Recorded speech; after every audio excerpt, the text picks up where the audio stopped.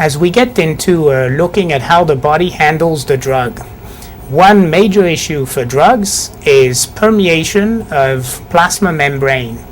We know that to cross plasma membrane is something that we review initially in physiology, and I certainly will refer to a number of points you see in your beginning section of the physiology book, which deals with semi-permeable membranes and solutes. You know that there's an equation, and I'm going to show you on the board some key points that deal with diffusion. And if I recall diffusion D, diffusion is very much dependent on a number of parameters.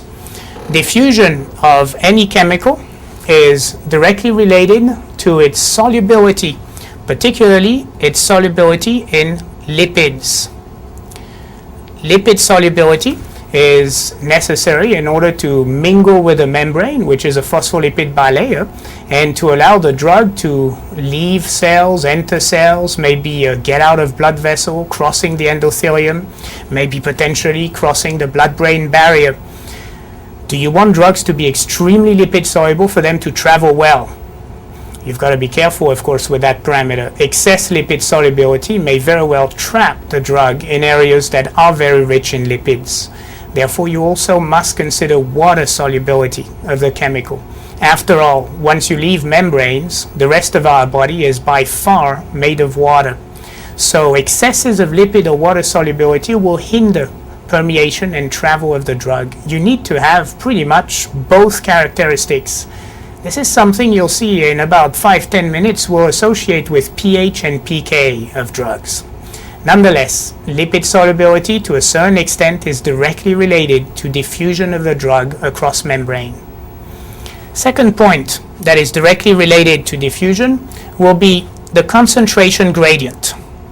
And I'm going to represent it just as little brackets to show you the concentration gradient. Now let me ask you, how do you think solutes go by crossing membrane with respect to their concentration gradients? You're probably thinking, just like I do, that they go down their concentration gradient. They will go from areas that are high in concentration to areas that are low, basically simply going downhill. Well, the same principle occurs, of course, with drugs also. Third parameter that will be relevantly related to diffusion is going to be the parameter of surface area. I'm going to call it SA on my little board here. Surface area. What do you think should be the relationship between diffusion of a molecule and the surface area of the membrane to cross? Did you think that the surface area was directly related? Or in other words, the larger the surface area, the better the diffusion? If you did, of course, you got that parameter absolutely correct. And let's try and think of some examples. You know, a lot of the drugs are going to be taken orally. And if you take drugs orally, first area for significant absorption would be the stomach. However, what do we know about the stomach? You remember the large rugal folds of a stomach in pathology or in physio? And when you look at this, those large rugal folds do tend to increase surface area, but certainly not to the extent of that of the small intestine. It is in the small intestine that you find the largest surface area with all the velocities, the microvilli that expand absorption of any nutrients and therefore of any drug taken orally. Now, there's another parameter that we show you in the text. You see that we've also coupled surface area with vascularity. This is not a parameter that you'll encounter in your physio book. It's one that we've added in the pharmacology. You must think that the drug, in order to get to the body through that phase of absorption, is required to access the systemic circulation. Certainly, the more blood vessels there is associated with the surface area to cross, the better the permeation and eventually the better the absorption of that drug will be. Now, for things that are not in the book but that you'll see also in physio, and I always love integrating with your other disciplines that you have to review for the exam, you know that there are two parameters, if you look on the whiteboard, that are inversely related to the actual diffusion.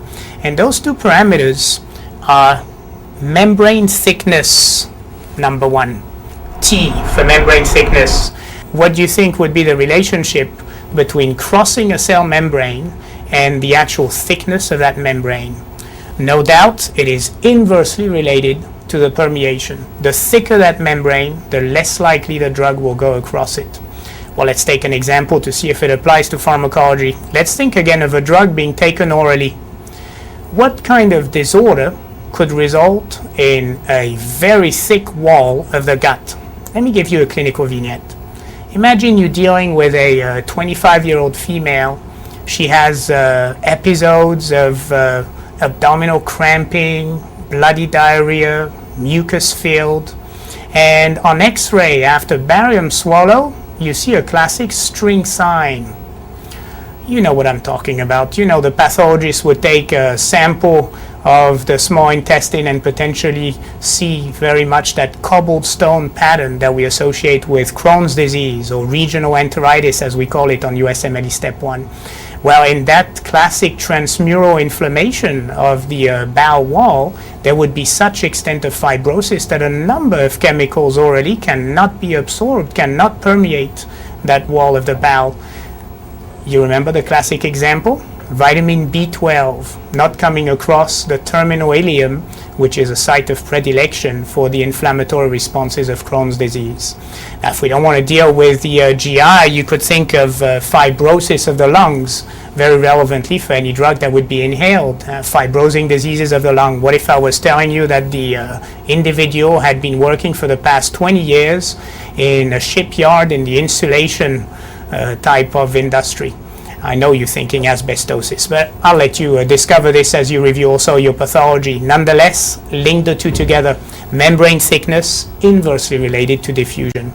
And the final parameter is also inversely related, is actually the square root of the molecular weight of the drug, or essentially how large the drug would be.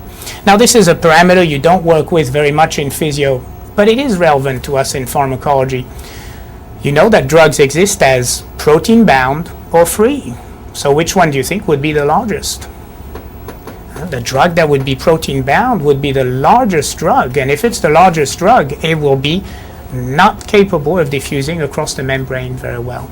Well, these are all the parameters that allow us to understand, by looking at the physical chemical property of a drug, if yes or no, it'll be easy for that drug to go across membrane, and going across membrane will be necessary for absorption, for distribution, and so forth, for all the different parameters of pharmacokinetic.